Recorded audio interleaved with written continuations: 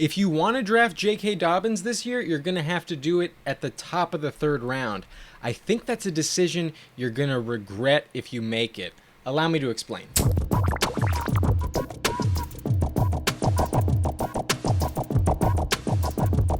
Now look, I understand why people are hyped up about JK Dobbins. He's very talented.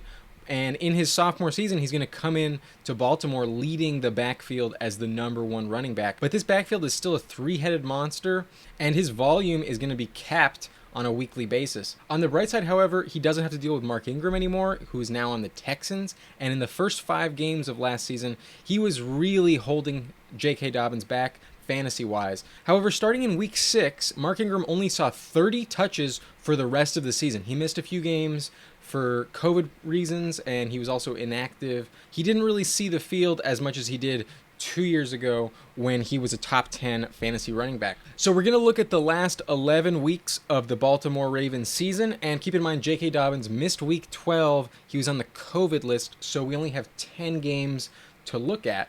But let's see what type of numbers we can expect from JK Dobbins in games when Mark Ingram wasn't really a factor.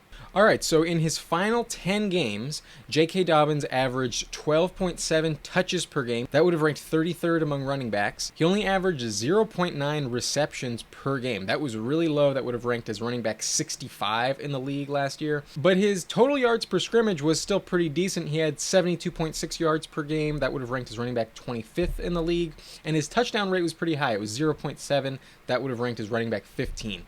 His yards per carry led the league among all running backs, and in those 10 games, he averaged 5.8 yards per carry, really, really high, and that's what was kind of saving him. Altogether, he had 11.9 half PPR points per game, and that would have ranked as running back 25. So despite being an extremely efficient running back, he wasn't getting the type of volume that would launch a player into the top 10 in fantasy. So another stat that was concerning fantasy-wise is his extremely low receptions per game number of 0.9. The Ravens ran the ball 555 times last year, which easily led the league. Only 2 other teams, the Titans and the Patriots, even cracked 500 rush attempts on the season. So that should put into perspective just how much the Ravens run the ball. So even though JK Dobbins is a great player, and just a couple years ago, Mark Ingram was a top 10 running back in this offense, I don't think that we can expect that type of performance as long as Dobbins is splitting a lot of carries with Gus Edwards.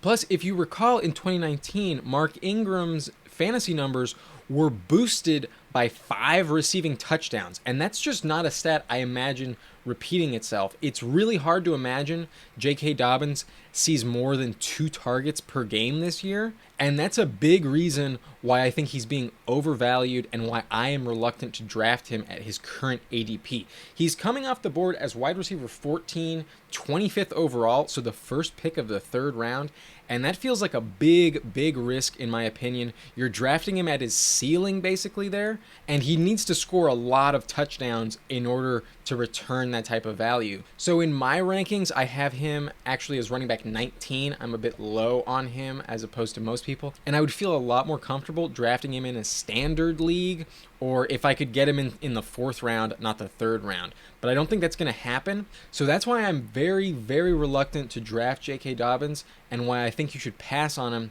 at his current ADP.